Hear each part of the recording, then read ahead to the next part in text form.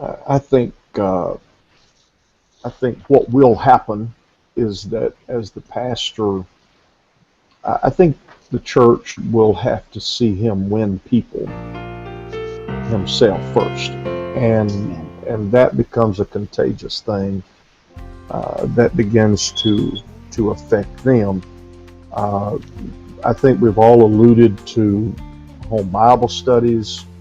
Um, I got to really thinking about this the other day that the people who I have won, the people who have become the most impacting saints as a result of whatever ministry I put into them are people who I taught a home Bible study to. And that being said, now I find myself kind of in a pastoral reboot situation for me that I really have come to the conclusion I need to probably spend less time preparing to preach or teach polished sermons, if I do that anyway, and I need to spend more of my time in getting to the field and teaching the 5 or 6 or 7 home Bible studies a week, because you win a few people, and boy, it changes the culture and the climate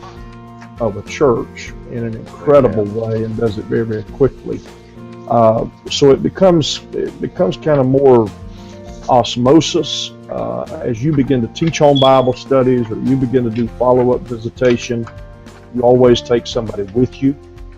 You let some of the people you inherited as a pastor be constantly participating in the processes. They watch you in the way that you do it, and it begins to rub off on them. They begin to see this. They begin to say, you know what, pastor's not, this isn't brain surgery, nor is it going and speaking in tongues and giving prophecy. This I can do this. I mean, I really can. I can do this, and that's what works. The other thing I want to toss in along that line is I think for all of us, and this is especially true for somebody that is trying to grow a church that has been stuck or is planting a new church, the gold is in your prospects, and you have to be constantly building a prospect list and building a prospect file, and then figuring out how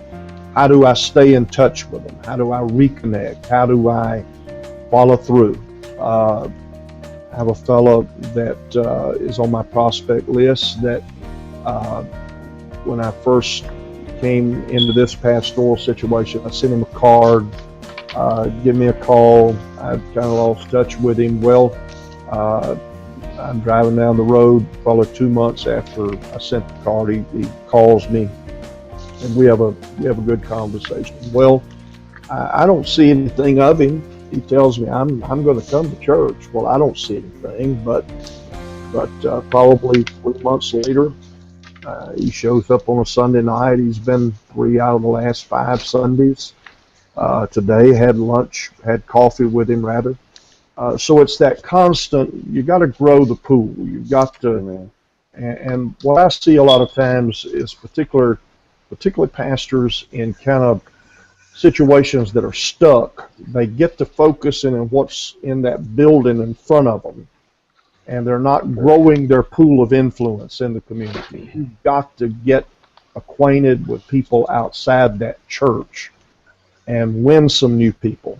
And when you win some new people, it becomes contagious, and your people begin to expect that to happen.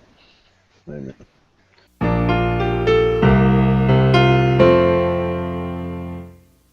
Hello, my name is Hugh Plackett, and welcome to Finish Line Planning, where we help pastors who are undertaking church growth alone.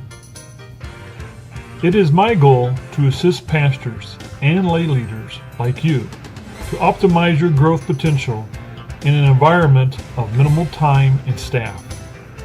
60% of churches in North America operate with less than 100 members. Most of them require a bivocational pastor. Undertaking church growth alone can be challenging, and we're here to help. To maximize our resources and videos, we partnered with church growth leaders like Carlton Kuhn, Tim Massengale, Dr. Eugene Wilson, Gary Elias, Dan Kyle, Calvin Jean, and others.